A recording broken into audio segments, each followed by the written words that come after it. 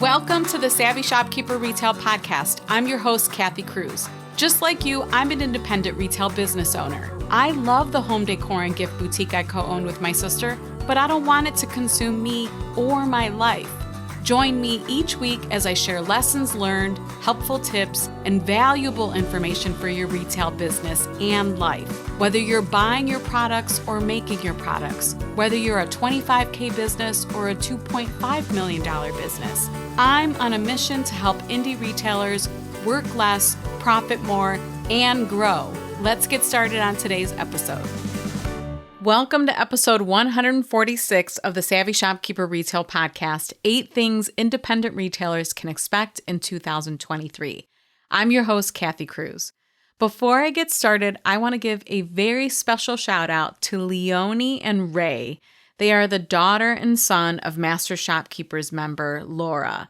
Apparently, Leonie and Ray aren't fans of many other podcasts, so mom can't always listen when the kids are around, but they do approve of my podcast and I guess of me. So how fun is that? I love when we were on a recent call in Master Shopkeepers. It was a group call and Laura shared this with me. I thought it was so adorable and I was flattered that Leonie and Ray, I guess, like to listen to me or don't hate listening to me, one or the other. So I wanted to give a special hi and shout out to them. Leonie and Ray, thank you for listening to my podcast with mom. I really appreciate it, and I know mom appreciates it too. So for the past couple of years, I've published podcast episodes highlighting some things we can expect as independent retailers in the upcoming year. In episode number 98, I shared 10 things retailers can expect this year in 2022. Of course, we'll link episode 98 in the show notes, so you can just use your podcast app and scroll down to number 98. But my intention for this episode is to share 8 things that I think we should or can consider that we can expect in 2023. Number 1 is creative hiring. And if you listen to this podcast weekly, you know I just recorded a podcast episode about labor pains in independent retail. You can go back to that one. It's just a couple episodes ago. But I think creative hiring is going to continue. I think the world, the labor market, the employee situation is evolving. I think it is changing. And as helpful as I try to be, I don't always get it right and I don't have a crystal ball. But I thought it was really important that I record that labor pains podcast episode to try to offer some solutions for hiring and retaining employees. And I do think creative hiring practices are going to continue into 2023. So of course, go listen to that episode. I think it was number 144. But in case you're wondering, what do you mean, Kathy, by creative hiring? You know, maybe you're hiring someone in a hybrid position. Maybe they come in part-time and work from home part-time. Maybe you're hiring a virtual assistant, someone who does work for you. They may not even be local. They could be away from your store. I talk a lot about this in Master Shopkeepers, and I love that quite a few Master Shopkeepers members have virtual assistants. We don't always need a full team in our stores. And I think technology, the software programs we're using, the systems we're setting up in our businesses, that is what's going to allow us to hire outside of the store. Yes, having people in the store to run the store is important, but I think you can get additional support with virtual assistants. But I can go on and on. Go and listen to episode 144. But my point is creative hiring is going to continue into 2023. Number 2, multiple channels. Now, I talk a lot about omni-channel, but many of us aren't prepared or we're just not there yet.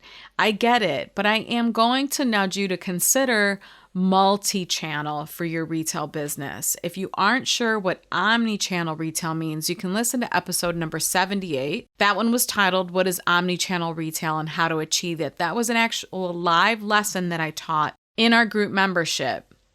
And then I shared it on the podcast because I thought it would be helpful.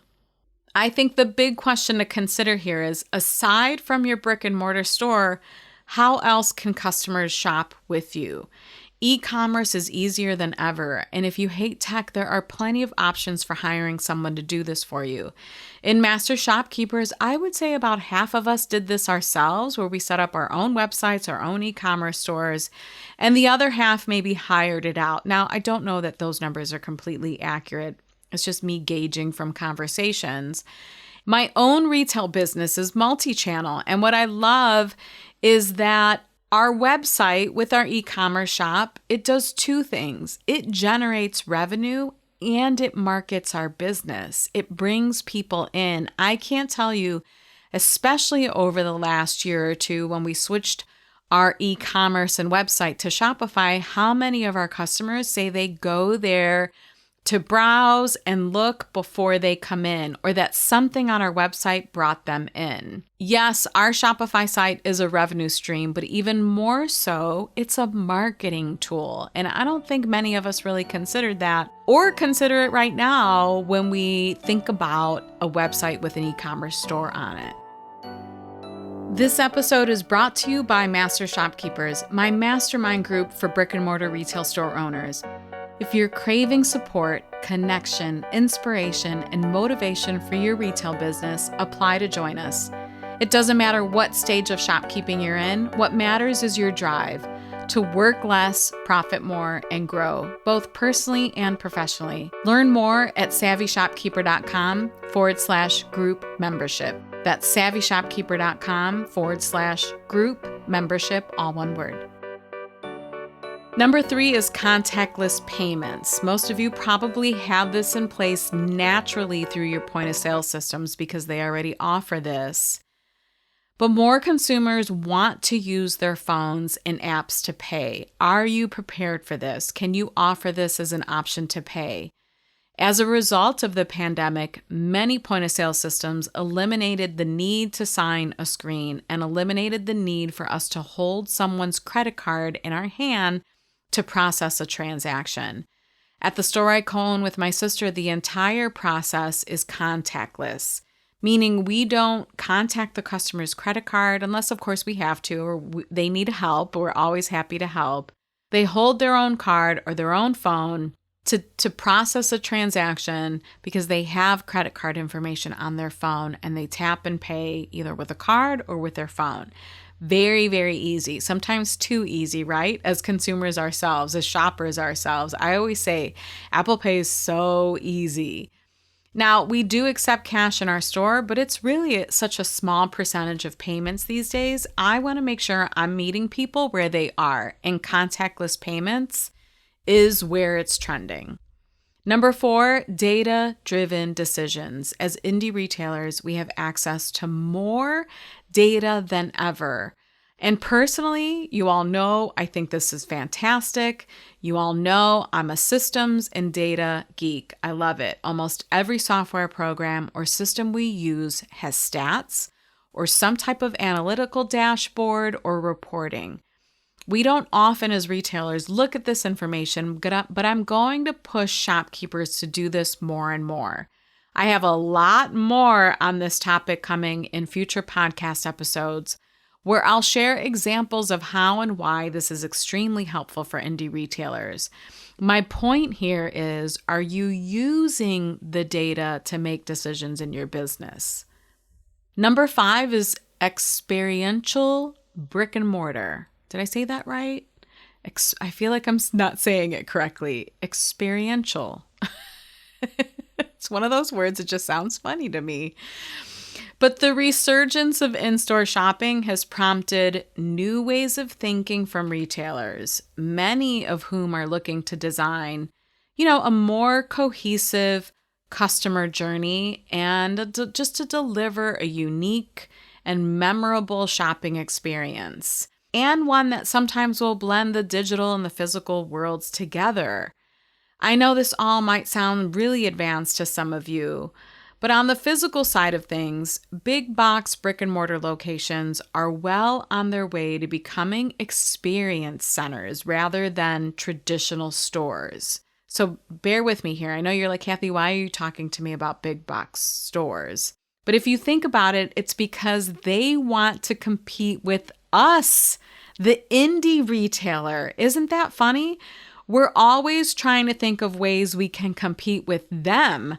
Historically, we have always provided experiences for our customers, unique things that we offer our customers, whether it has been true and heartwarming conversations, excellent customer service, events in our stores. We have that special touch that big box stores can't provide.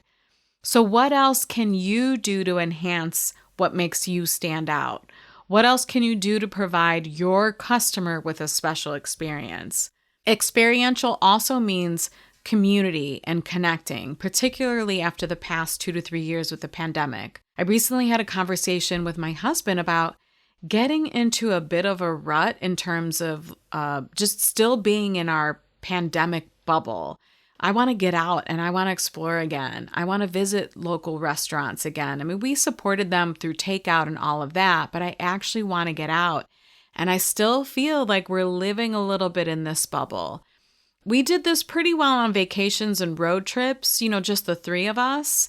But again, I want to get out and explore, especially locally. But personally, I want to break this habit of being in that quote unquote safe zone. I want to meet up with friends more. I want to do fun things. I want to get out to restaurants we haven't explored yet. And I think many others are feeling the same way. And my point is, so what experiences, again, can you offer, or community building events can you host in your store? How can you connect people in your community beyond the shopping experience? This is a conversation I'm going to have with myself too about my own store, and probably with my sister. This episode is brought to you by my free resource, 100 plus social media ideas and prompts for retail store owners. It's easy to get into a rut with social media marketing and not know what to post about. Get this 21-page downloadable resource filled with a list of long ideas so you can be inspired to post and market your brick and mortar store. Visit savvyshopkeeper.com/100 ideas. That's the number 100 and the word ideas all together. savvyshopkeeper.com/100 ideas and sign up for my newsletter to get the list. Number 6 is conscious consumers. These consumers are really starting to define retail habits, and we can't ignore it. So to succeed in retail in 2023, and I guess that's a little bit strong, that statement, but I think really maybe in order to serve a growing customer base, maybe I should say that, businesses can continue or have to continue to adapt to the fact that a lot of consumer buying decisions increasingly lie around questions of ethics, the environment, and sustainability. Even if this isn't the core of your business or part of your mission and values, you can do small things that many customers are going to appreciate, especially the conscious consumers. Post about causes that mean something to you and your brand, if that works for your business. But for example, Made in the USA grew in popularity over the past couple decades, and handmade products are locally made. They've become even more popular in so many communities. This appeals to the conscious consumer too. So it doesn't just have to be political, religious, social beliefs. It could be something that really pulls at the heartstrings of the people in your communities. And buying local and buying handmade is often one of those things. If this is the foundation to your business, talk about it. Market it, share about it, do all of the things to let people know that that's what you're doing. That's who you're buying from.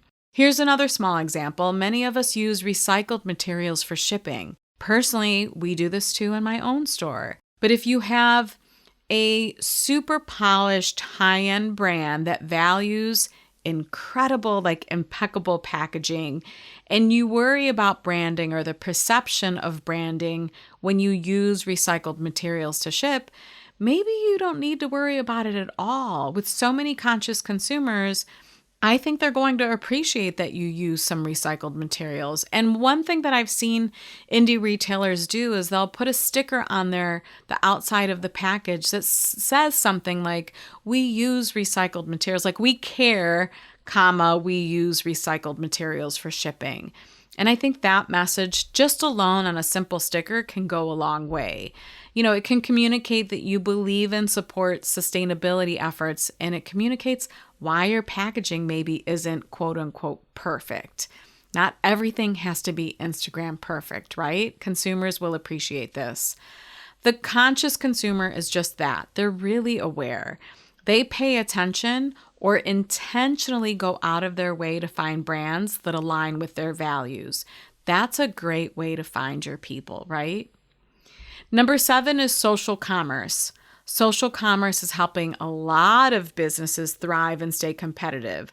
75% of retailers are now selling on social media. So that's what I mean by social commerce. Moreover, 43% of retailers who sell on social platforms also say that half or more of their profit comes from social media sales.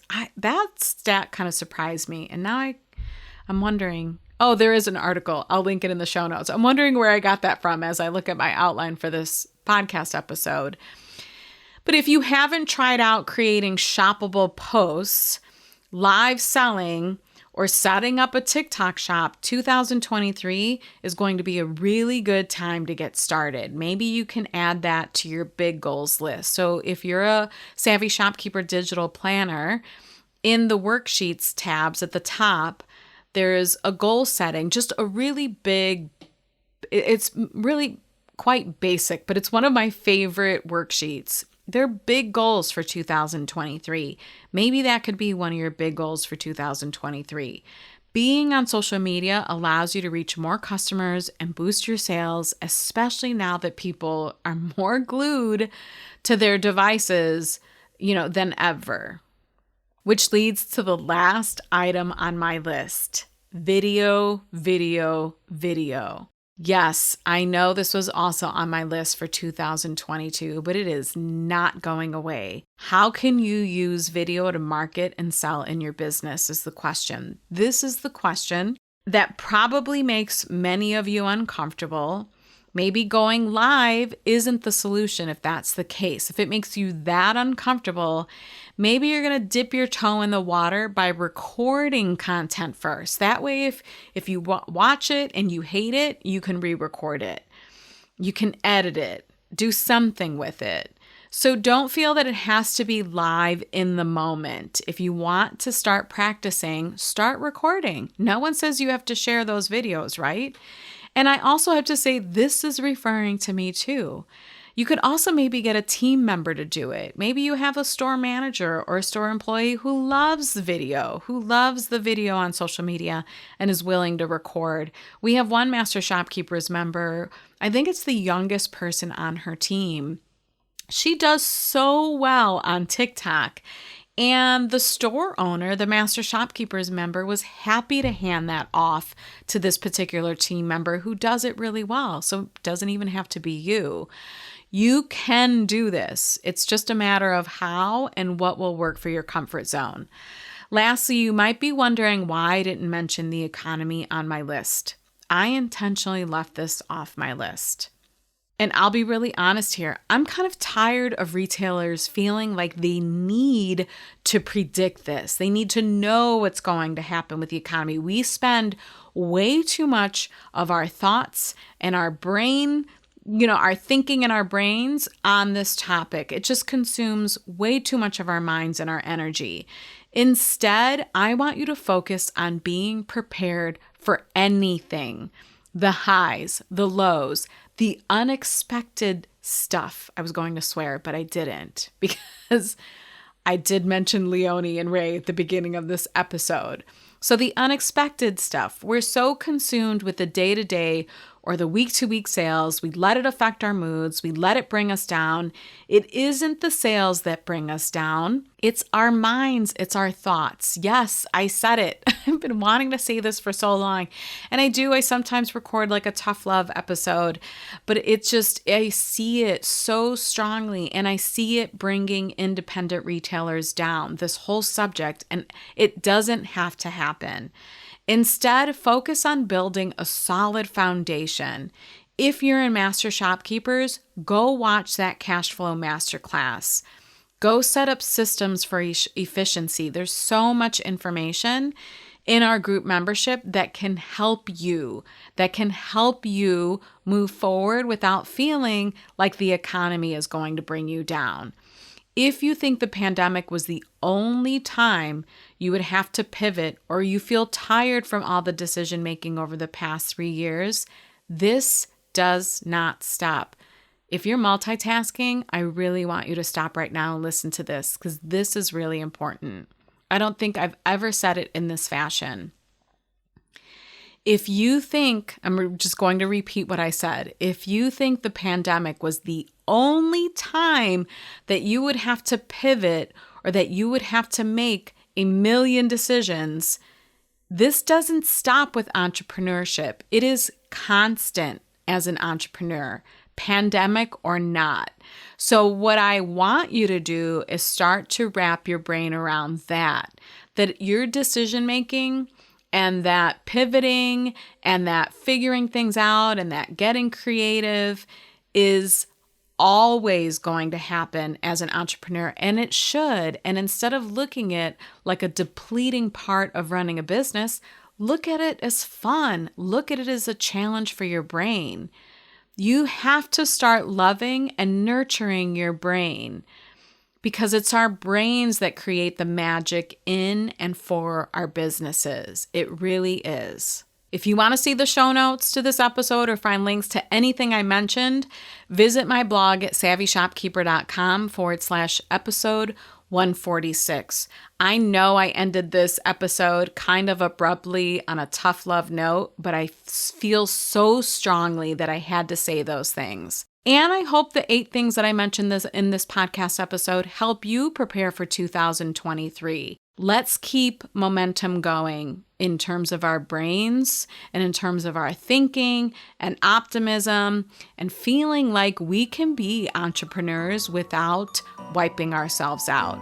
Until the next episode, be savvy and boss up.